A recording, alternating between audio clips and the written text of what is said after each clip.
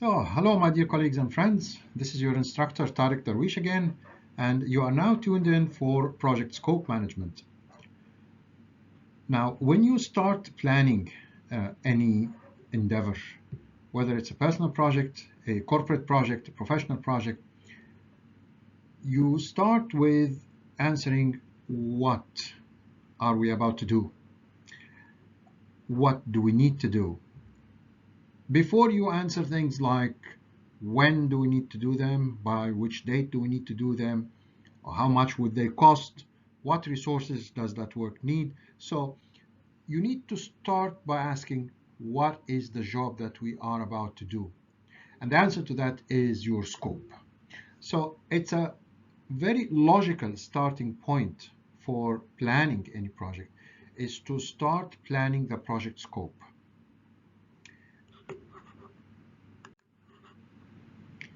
And as you see here, it's chapter 5 on the PMBOK, as you see on the top of this slide, right after the integration knowledge area. So if you recall from the introduction video, we have 10 knowledge areas to deal with now, starting from chapter 4 in the PMBOK, that is project integration management, and now chapter 5, project scope management. And right on this slide, you can see that there are 6 processes that we are going to be talking about and we are going to be explaining. And not just talking about and explaining, as I promised you, I'm going to put them into business context. I'm going to give you case studies and practical reasoning. Why do we need these processes? What role do they play in project management in actual corporate life? And of course, prepare you for the PMP exam in the process. Now, this is what you are going to take away from the module we are studying now, project scope management. We are going to tackle these 6 processes: plan scope management, collect requirements, development of project scope statement, development of the work breakdown structure, scope validation, and scope control.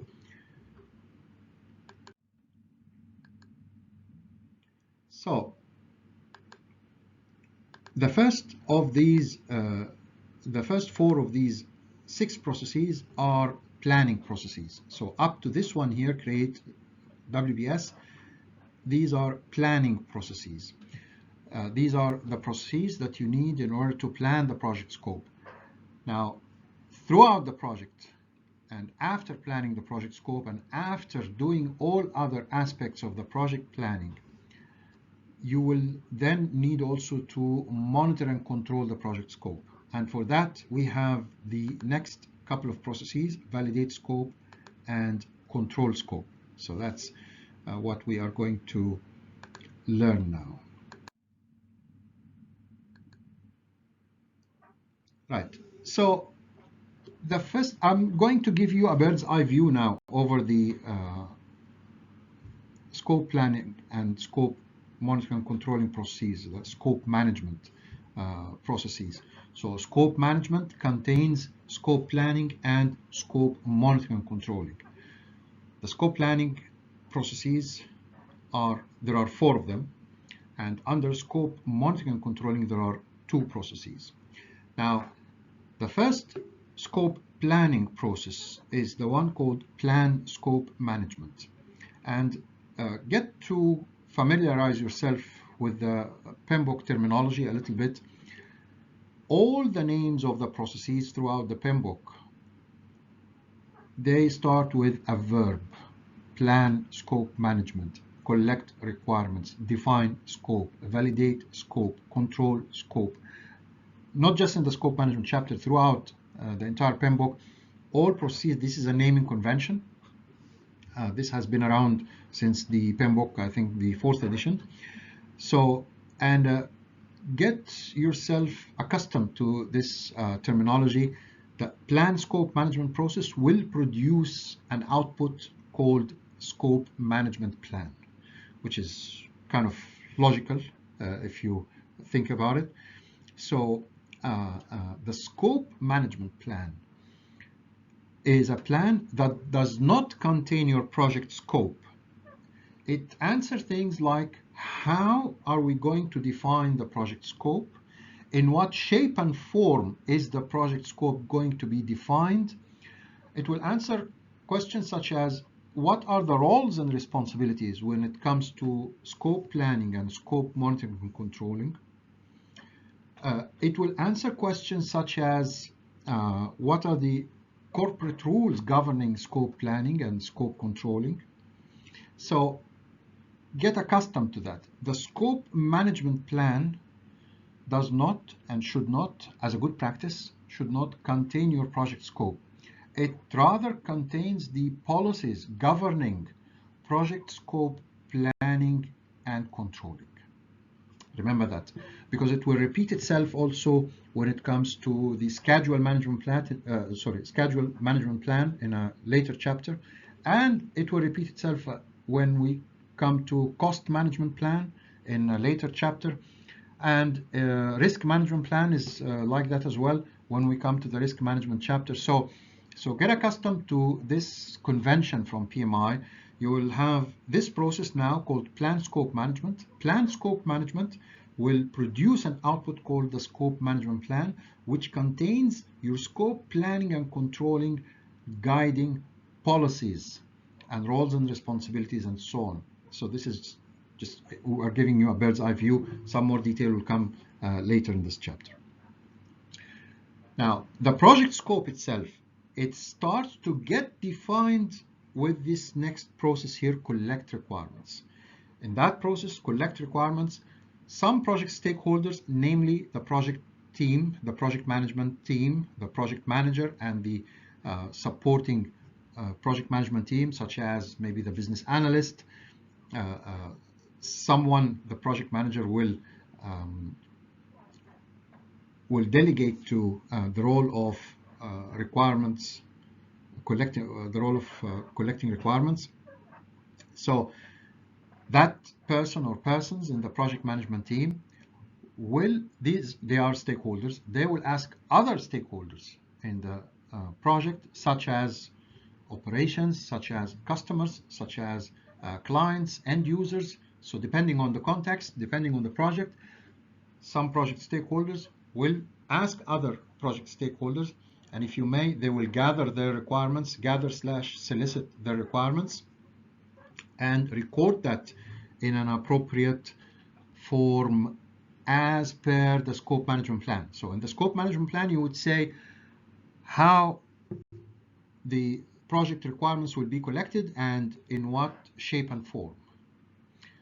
Then you go on and move to collect requirements when project stakeholders, some project stakeholders, such as the project management team, will ask other project stakeholders, such as customers, clients, end users, what their requirements are, and record that in an appropriate document. We'll talk about a requirements document and something more sophisticated called the requirements traceability matrix. We'll explain that later. Now, after those requirements have been collected, you go on and define the scope. So in light of those detailed requirements, you go ahead and kind of, if you ask me, it's kind of a revisit to your project charter in light of the detailed requirements to finalize things like what are the options to proceed, which option does the project team recommend to management, what is the estimated cost at this point in time, what are the milestones of the project at this point in time, and this is all recorded in a nice document, an important document in project management called the scope statement. So this process defines scope. The process defines scope, produces its main output, its main product is something called the scope statement. And the scope statement is similar in structure to the project charter, except that the scope statement is more about how to proceed rather than whether we should proceed with the project. So There is going to be a gateway. Usually there is a gateway after the scope statement is produced, but that gateway is rather more about how to proceed than whether to proceed with the project, as is the gateway after producing the project charter that we learned earlier. Now, let me give you a little case study here. Let's say you're thinking about building a house. You live in an apartment. The apartment is nice and everything, and you come to some money. You get a handsome bonus, an inheritance. So coming to some money will start triggering in you some more ambition, and you're thinking of moving to a house or building a house. And start thinking, what would the house cost? Well, my dear brother's house has been constructed a year ago and has cost him $1 million. It took him a year to build it, and they moved in. So this is the kind of stuff that goes, let's say, into a charter. A high-level thinking using analogous estimation. That is the kind of stuff that goes into a project charter. Then, when the idea is kind of nice in your head, you start seeking the relevant stakeholders to collect the requirements. This is where this process collect requirements comes in. You set the relevant stakeholders, let's say wife and kids, and maybe parents and in-laws, perhaps. You might also consult some friends, and you start asking them, what should the house look like? And now you have some requirements that might be a little or a lot different than your brother's house. Your brother's house, it's too small, and we need a bigger house. We need a sauna and jacuzzi and swimming pool and I don't know, botanic garden and you start hearing all that kind of, that's what goes on with collect requirements. And as some organizations do, they divide that requirements collection into two distinct steps. So the first step they call requirements gathering. This is when the project management team and the business analyst would probably remain largely passive, and they just listen. They only listen without arguing.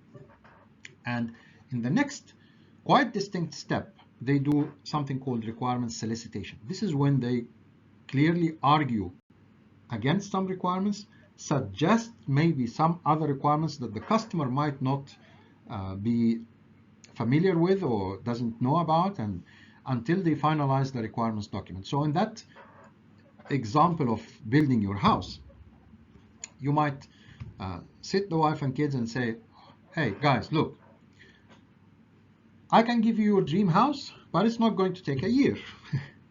It's going to take, let's say, 5 years in order to give you that dream house.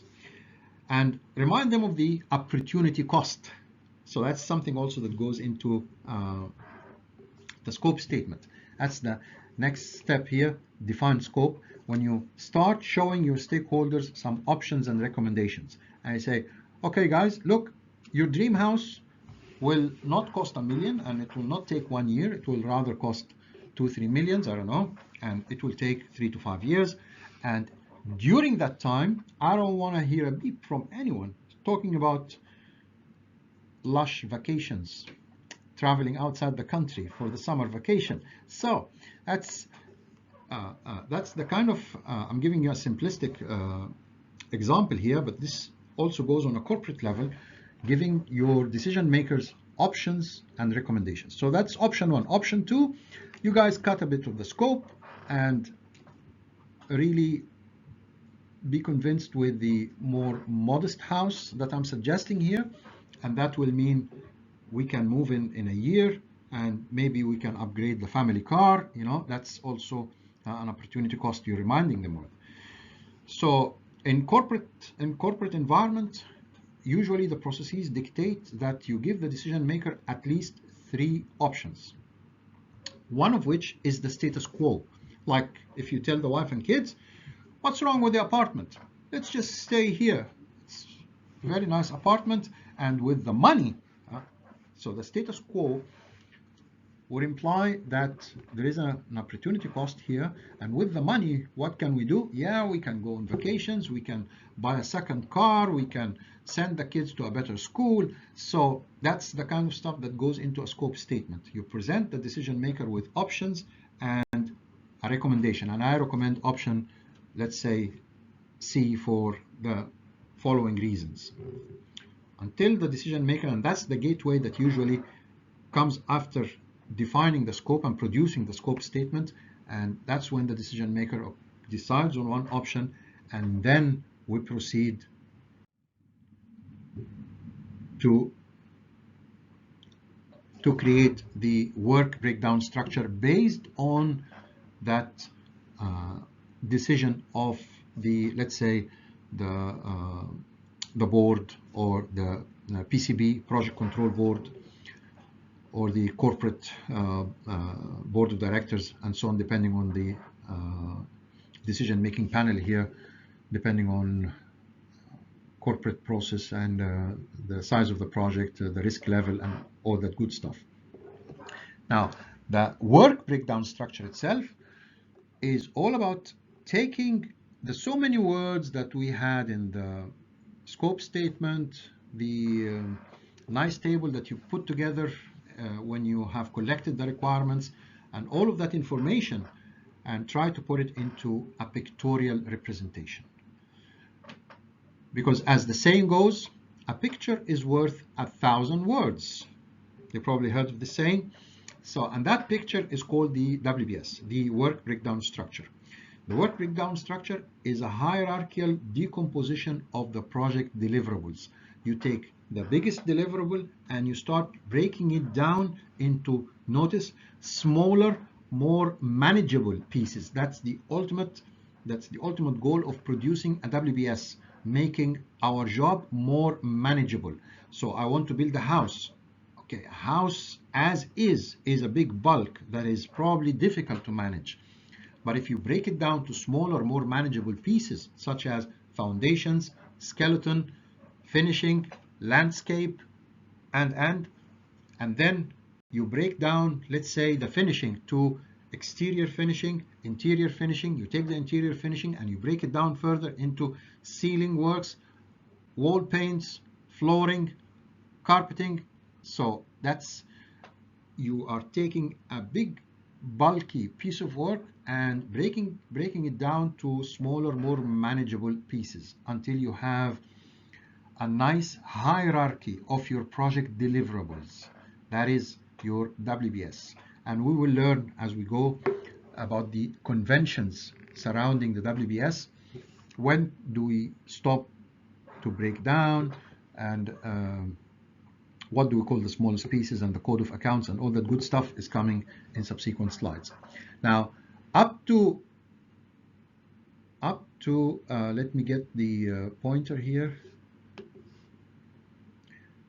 So up to this process here, create WBS, we have our scope planning processes. The next two processes, validate scope and control scope, they are monitoring and controlling processes.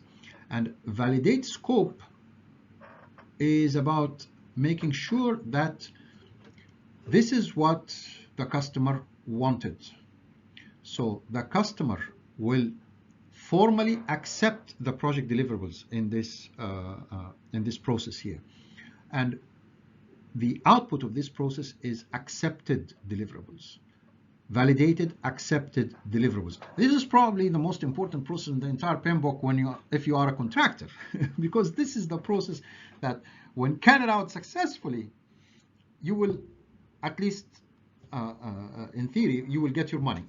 Okay, so the customer has formally accepted the project deliverables. There's no reason why you shouldn't get your money if you are a contractor. So this is what validate scope is about. Of course, you can validate bits and pieces of the project depending on the agreement with the customer. You can validate entire phases, and ultimately you will validate the entire project, and this is when the entire project is accepted and handed over. Finally, there is this process here, control scope. This is about Well, let me tell you a little bit about control in general. Maybe if you have watched the first video of this series, the first and second videos of this series, I talked a little bit about the meaning of control in general. Monitoring and controlling is about getting accurate data, what is going on in the project, and then analyzing that data to produce useful information such as, are we on scope? Are we behind scope, ahead of scope? Are we on budget, over budget, under budget? So that's the kind of useful information you get from analyzing the raw data of the project. And then deciding on some corrective action if needed. So control scope is about checking at regular intervals of the project whether we are carrying out the agreed upon scope, whether something has changed in the project, are there change requests that we need to decide on, and so on. So control scope, in that sense, you cannot separate it from control schedule and control cost, because at regular intervals throughout the project, that's a scheduling dimension, you want to check whether we have carried out the work that we were supposed to do at that interval and the cost that it was supposed to cost. So control scope, we will be explaining it here in this presentation, but then we will revisit it when we have covered also two other processes in subsequent chapters. These two processes are control schedule and control cost. And we are going to tie them all three together with a very nice tool that is very well known in project management and very much tested on the PMP exam. And that tool is called the Earned Value Technique, the EVT or EVM, Earned Value Management, or EVT, Earned Value Technique. And that will be explained when we have covered control scope and control schedule and control cost, because it ties in all three nicely together. So that's the bird's eye view. Let's get into some more detail. So, plan scope management. Now, you should familiarize yourself or already be familiar with this processes format of the PMBOK. Every process in the PMBOK is represented in this format here. Every process has a number of inputs, some tools and techniques, and one or more outputs. So plan scope management, I'll start from the main output of this process. As we mentioned in the bird's eye view, it produces the scope management plan, and along with it, it produces a requirements management plan. So they could be merged in one document, or in cases you could have two separate documents for them, since the requirements play a pivotal role in projects, and it's very important for the success of any project that the requirements are robust, stable, before we can start planning the rest of the other aspects of the project, such as the schedule and the budget. So you might have a requirements management plan separately, or embedded and integrated into a more comprehensive scope management plan. Now, the inputs that you have in order to get to those outputs are the project charter, which we produced earlier when we were initiating the project. If you remember, it was part of the project integration management, belonging to the initiation process group. So we had the project charter, and anything that we produced earlier will become an input to the later processes. We will see that demonstrated over and over again, that earlier outputs from previous processes become inputs to subsequent processes, and I'm going to point them out as they happen as we go. Now, The second input here is a project management plan.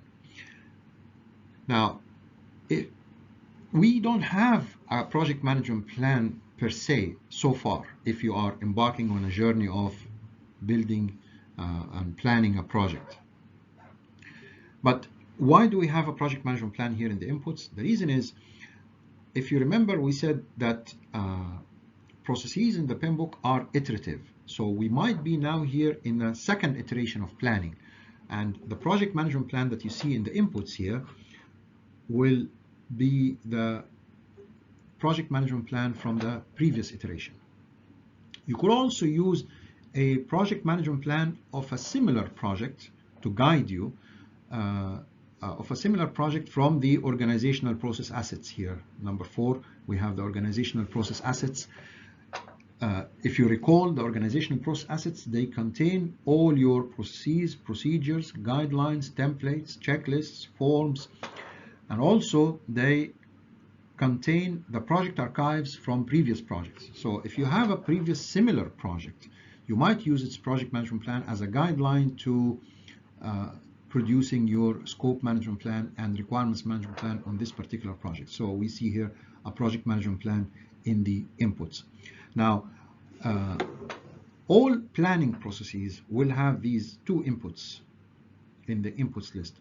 The enterprise environmental factors, because when you're planning a project, you have to take the corporate environment into account when you're building various parts of the project management plan. And if you recall from previous lectures, the enterprise environmental factors, there are factors inside the organization and factors outside the organization, the marketplace, for example, that you need to take into consideration when building your particular project's plan. And finally, the organizational process assets, as we were just talking. Now, the tools and techniques, of course, you will need the expertise, expert judgment, expertise of the project management team, and other experts, if you would like to call upon other experts in the organization, or sometimes even from outside the organization, depending on the context and the kind of project you're dealing with. Data analysis. So you'll have a lot of data from the enterprise environmental factors, a lot of data from previous projects and so on that you will need to analyze and put into context. And finally, all of that will happen inside meetings. Now, before we leave this process, I would like to iterate that in many cases in the corporate environment, this is from a practical point of view, this process will not be practiced on a project level. Now, since the scope management plan and the requirements management plan will not contain the particular scope and requirements of your particular project, but rather the governing policies around scope management and requirements management. And since these are policies, then they will kind of be carried out on a corporate level. So you will have governing policies on a corporate level that projects must respect. So a scope management plan and requirements management plan will stem from the scope management policies and requirements management policies in the organization, policies and guidelines and rules and so on and so forth. So in many cases, we will not see a scope management plan and requirements management plan per project, but rather on a corporate level that the project must obey and adhere to. Nevertheless, your project might need to tailor some of these policies, and this is part of your tailoring in this chapter.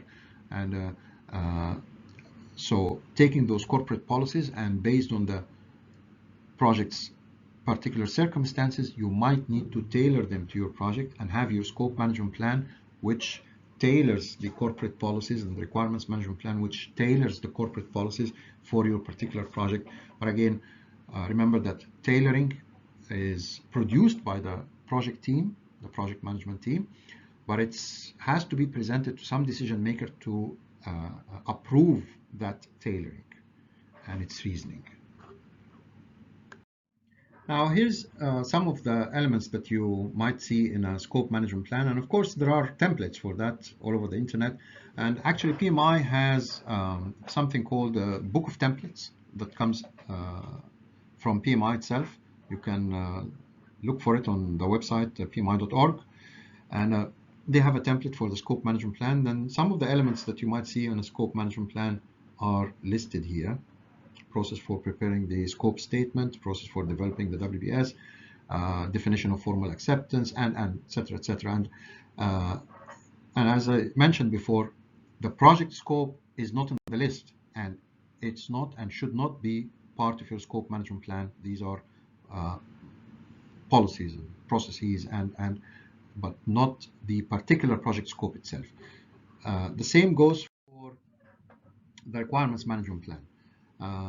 Again, these are policies and structures, but these are not the project requirements themselves. They are not part of the requirements management plan. So if you see on the exam a question saying, all of the following are output from the process plan scope management except, and one of the answers is project scope or project requirements. That should be the right answer, because the project scope and project requirements are not part of the scope management plan or the requirements management plan. There are the outputs of the process plan scope management. So the list here, we will go through some of those elements in subsequent slides, but I just want to comment on one of these elements. That's the configuration management activities. Configuration management is very important in projects. You want to make sure that your project is up to date when it comes to the current configuration. Let me give you an example here. Let's say you are a senior manager visiting a construction site, and you are received by the site engineer or the site manager. And the senior manager takes a bird's eye view look at the construction site and asks the site engineer, why is the main gate here and the main road of the compound are in this point? And the site manager, after getting a few drops of sweat out, and he hurries and rushes to the drawings, opens his drawings and tells you, yeah, of course it should be here. This is according to the drawing. Here is the 0 point. This is where the gate should be. And then the senior manager tells the site engineer, gosh, this is drawing version 7. Has nobody told you? We moved to version 8 now. The scenario I'm talking to you about is a scenario representing a configuration error. So now the organization, when it comes to the project, we have moved to version 8, where the drawings on the site are still version 7, so producing configuration errors. And configuration management should be guarded very carefully, because you can run into a lot of rework if you have configuration errors, like the scenario I've been telling you about. And there are soft tools. I mean, it's easier to manage the configuration, the latest configuration of soft documents. We have from Microsoft SharePoint, for example, that will help you do that. There are many commercial softwares out there that will do the same, but it's more difficult with hard documents. So in many scenarios, when we have a new version of drawings, for example, the configuration manager should make sure that all older versions are collected and taken away from people's hands, and even sometimes destroyed, so that we avoid such rework and costly rework. So